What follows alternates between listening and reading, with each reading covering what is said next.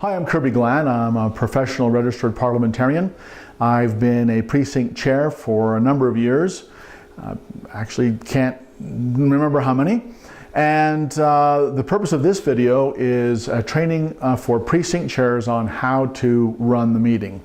So I also have training videos on how to do the elections, how to handle motions, and an overview of what to do before the precinct caucus. This is just about how to get the meeting started and kicked off and how to get through the agenda.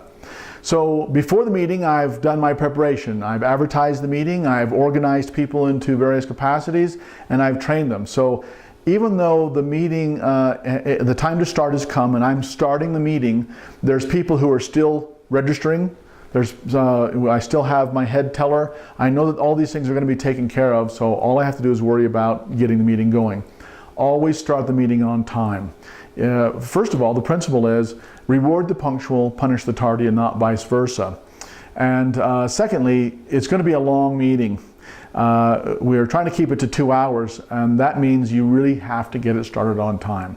So at 7 o'clock, I'm going to have someone say an opening prayer, someone I've selected in advance, and then we're going to have the Pledge of Allegiance, God before country. And then I'm going to have an agenda that I've put together here in my notebook so I don't forget anything, and I'm just going to go through it. Also, by the way, I've written the agenda on the whiteboard. Now, I don't have a whiteboard here in my house, so this is a giant post-it note paper that you can get at Staples. If you're going to be in a building that doesn't have a whiteboard, you'll spend 10 bucks and get this. But I've written the agenda on the whiteboard in advance, and I've also written the convention dates so that anyone who runs for office knows that they will have to be available on these dates. Hope they didn't bleed through, otherwise my name is mud. All right, so I just wanted to introduce you to our current precinct officers. I'm Kirby Glad, and I'm running this meeting. I'm chairing the meeting because you elected me at our last caucus as the chair. My vice chair here is Bonnie Pence, who was also elected. Our secretary and treasurer is Andre Sosa. And at this point, you might even give an attendance report of the delegates who were elected last year. In some areas, that information is available. You might just say, well, our delegates from last year were Dennis Black, he attended both conventions. George King attended one convention, and Sally Resume, who didn't attend anything. I just wanted to explain the rules of the meeting. The rules of the meeting are set by the Utah State Republican Party.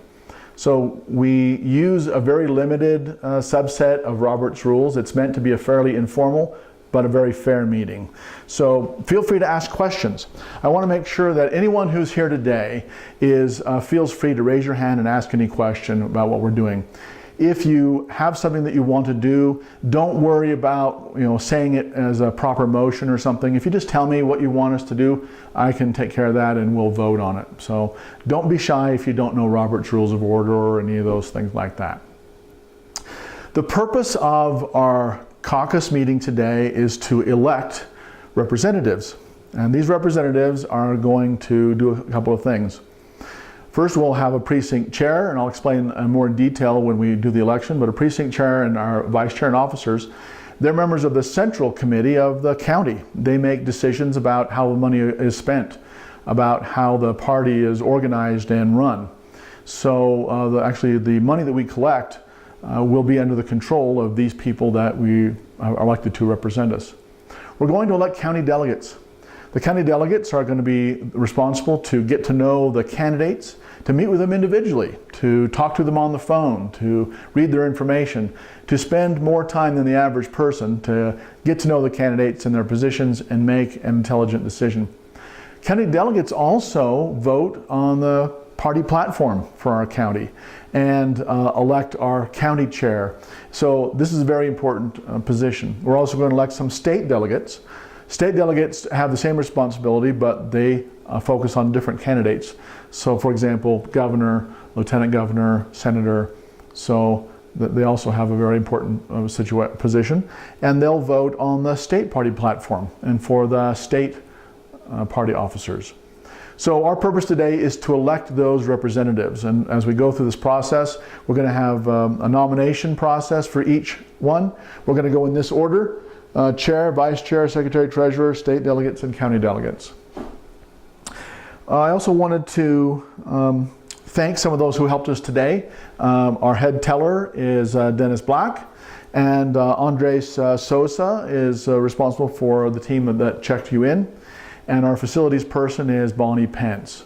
Our treasurer for this evening will be Jordan Glad, and we really appreciate all those people and their assistance. Now, I wanted to talk for a minute about the platform. The platform is a statement of what we as Republicans believe, and the people who we elect as candidates, we expect them to follow our platform. So tonight we will be reading the platform. We'll be doing that while we're waiting for ballots to be counted, or other times during the meeting. But it's very important for us to read through the platform so that you understand what our party says. And this is what sets us apart from other parties. We all have to know what that is and what it says. And if there's something in the party platform you disagree with, that's something to take up with your county delegates, because they vote on the platform. And if there's any changes to be made, and there have been changes made in our county platform over the last 4 or 5 years, almost every convention, then they'll need to be voting for that. Now, what I'm going to do right now is pass around a donation envelope. The donations that we collect at the precinct level go towards our county party to support our county party platform. And it's very important. This money is used in information campaigns and supporting candidates that support our platform. So let me show you how this is done. Everybody take out your folding money and put it inside here, and then on the envelope you're going to write your name. There's a form for it right here on the envelope, your name and the amount. This is important because it's for our campaign donation laws. We have to know who's donating to the party. So please be sure and write the amount of your contribution. I have some blank 3x5 cards inside here. If you're shy about putting your name on the outside of the envelope and having it passed around, that's fine. Just take out one of these cards, write in your name and your amount, put the card in here with your money, and then you can maintain your privacy. If you write a check, then you don't need to fill out the form. And of course, I want you to know that campaign contributions to the party are, and I know you've been worried about this, are not subject to the $3,000 limit. So don't be shy about donating large amounts. So I'm just going to give this to the treasurer, and he'll make sure that it passes up and down the rows. Also, I wanted to remind everyone about on your taxes, since it's tax season, to make sure and check the check-a-buck on your state taxes. That actually allows you to donate $1 to the Republican Party. It comes to our county. It's under the control of our county. And it doesn't make any changes to your taxes. In other words, they don't increase your taxes. So you can check a buck, your spouse can check a buck, and that money actually does make a huge difference to our county party. So if you just see our election here, I want to talk about the rules for just a minute. The rules are very simple. We're here to do these elections, and anything else that we want to do can't interfere with that. By the time the night's over, we have to have elected our officers and our delegates. We are following the rules that are set out by the State Central Committee, which may differ from Robert's Rules of Order. I've made a copy of the rules available here, but I want you to know that I've read them carefully, and so we'll be conducting the meeting according to those rules. Basically, the rules are simple. Please, let's have one person be recognized at a time.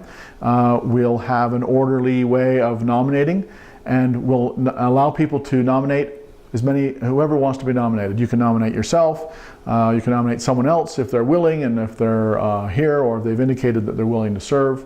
And we will then be voting by, and then at this point, you have a choice to make, because the state rules allow the precinct to select whether they want to vote by preferential ballot or by an elimination system. But the rules do specify that it must be by majority vote. So what some precincts have done, and is not right, is they've just said, well, we have 9 people running for county delegate. We have 4 delegate spots, so the 4 people who get the most votes will be the delegates. That's actually not in keeping with the American system of majority rule. The rule is that they have to get a majority vote, not just the top 4 vote getters. There's a difference there. So this may be where you want to have your precinct discuss and vote on what your voting or your balloting method will be. Then we're going to go right into nominations and elections for these offices.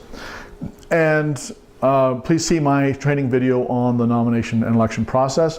And then please make sure that you get election judges. So you don't elect those, but you need to ask and get volunteers. We really need to turn in names to our county clerks of people who are willing to serve on election day as election judges. And the very last thing that you must do on the day of the caucus meeting, turn in your materials. Okay, you'll have some things that need to be collected. You've got money, you've got registration sheets. All these need to get to your county party secretary.